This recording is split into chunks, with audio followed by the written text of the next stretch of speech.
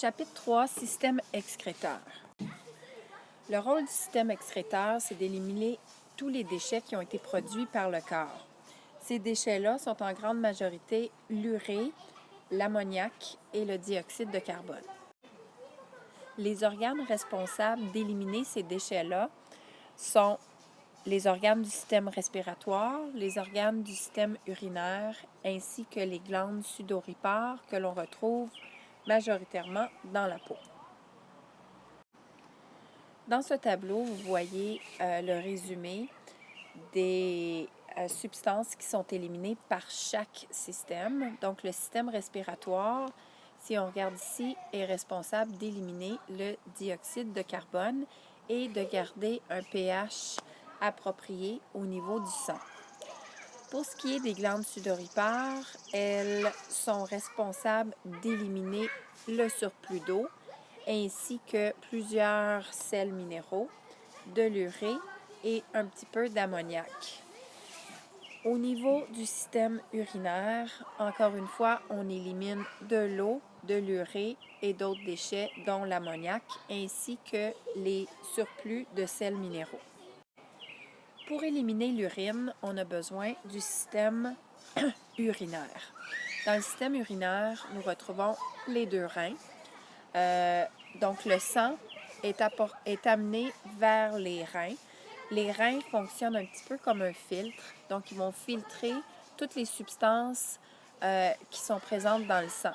Tout ce qui n'est pas nécessaire pour le corps va s'en aller par l'urétère jusque dans la vessie et va s'accumuler là jusqu'à temps que la vessie soit pleine. Une fois que la vessie est pleine, à ce moment-là, on va aller uriner et l'urine va sortir par un petit conduit qu'on appelle l'urètre. Tout le sang, toutes les substances du sang qui étaient encore bonnes vont revenir par la veine rénale et vont retourner dans le circuit sanguin et refaire le tour du corps jusqu'à temps que ça revienne une deuxième fois, une troisième fois, etc. Dans l'urine, on retrouve majoritairement de l'eau, donc 95% d'eau. On retrouve également un petit peu d'urée, des sels minéraux, d'autres déchets comme l'ammoniac, certains médicaments qu'on va prendre, des vitamines qu'on a pris en surplus, etc. Votre urine ne devrait pas contenir de protéines, de glucose, de lipides, ni de globules sanguins. Si on retrouve ces substances, c'est qu'il y a un problème au niveau du fonctionnement de ton corps, de ton système urinaire ou autre.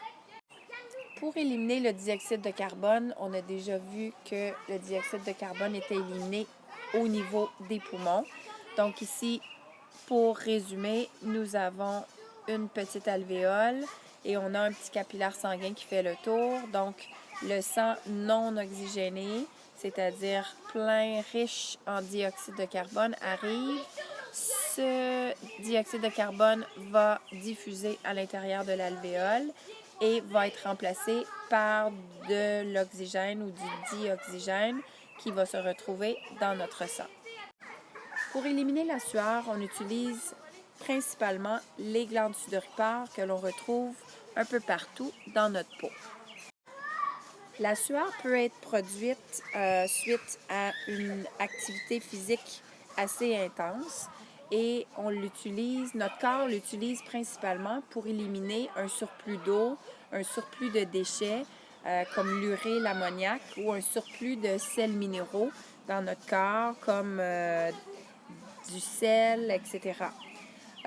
On peut aussi suer quand on n'est pas nécessairement en activité intense, mais notre corps a découvert ce moyen pour éliminer d'autres déchets comme un surplus d'eau, encore une fois, de l'urée, l'ammoniac, etc.